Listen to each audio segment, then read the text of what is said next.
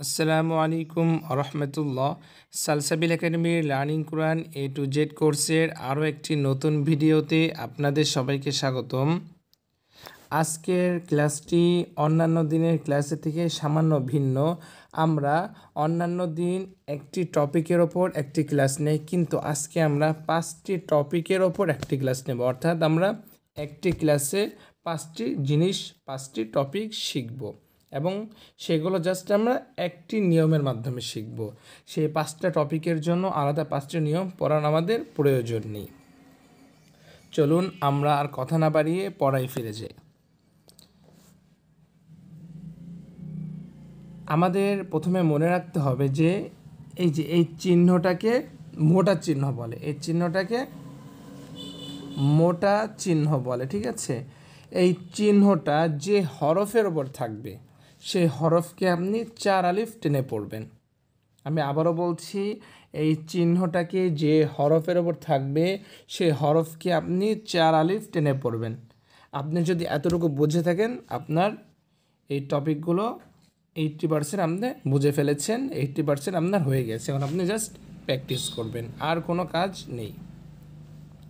চলুন আমরা পড়ায় ফিরে যাই। প্রথমে আমরা পড়ব মাদ্দে লাজিম হারফি মুখাফফাফ। কফের ওপরে এই যে মোটা চিহ্ন আছে, যার কারণে এখানে 4 আলিফ টান হবে। কফ। এই নুনের ওপরে মোটা চিহ্ন আছে, যার কারণে এখানে 4 আলিফ টান হবে। নুন। সদের ওপরে মোটা চিহ্ন, যার কারণে এখানে 4 আলিফ টান হবে। সদ। হায়ের ওপরে জাস্ট খাড়া জবর আছে, যার কারণে এখানে 1 আলিফ টান, যেটা আমরা যখন আমরা মাদের হরকত পড়িয়েছি তখন আমরা আলোচনা করেছি যে খাড়া জবর খারাজের উল্টা পেশের যদি হয় সেক্ষেত্রে আপনি 1 আলিফ করে টানতে হবে।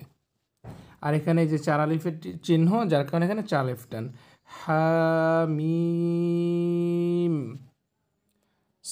তসিন।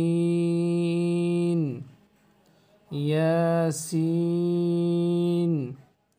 কাফ হা ইয়া আইন সাদ। এই যে 4 আলিফ টান, 1 আলিফ টান, 1 আলিফ টান, এই দুইটাতে 4 আলিফ করে টান। আমাদের এর মাধ্যমে আমরা মাদ্দে লাজিম হারফি মুখাফফাফ শেষ করে ফেললাম। এমনই হবে, ঠিক আছে। জাস্ট দেখবেন এই মোটা চিহ্নটা যে হরফের ওপর আছে সেই হরফটাকে 4 আলিফ টেনে পড়বেন। এখন আমরা পড়ব মাদ্দে লাজিম হারফি মুসাক্কাল, এই টপিকটা। এখানে বাংলা পড়ার প্রয়োজন নেই। প্রথমে আমি যে কথাটা বলেছি সেই কথাটা এখানেও অ্যাপ্লাই করবেন।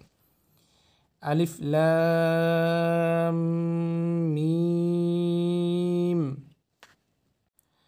আলিফ লাম মিম সাদ। এই যে মিমের উপর তাজদিদ আছে, যার কারণে এখানে আপনি গুণনা করবেন। আলিফ লাম মিম রা তাসিম মিম। এর মাধ্যমে আমাদের মাদ্দে লাজিম হারফি মুসাক্কাল শেষ হয়ে গেল।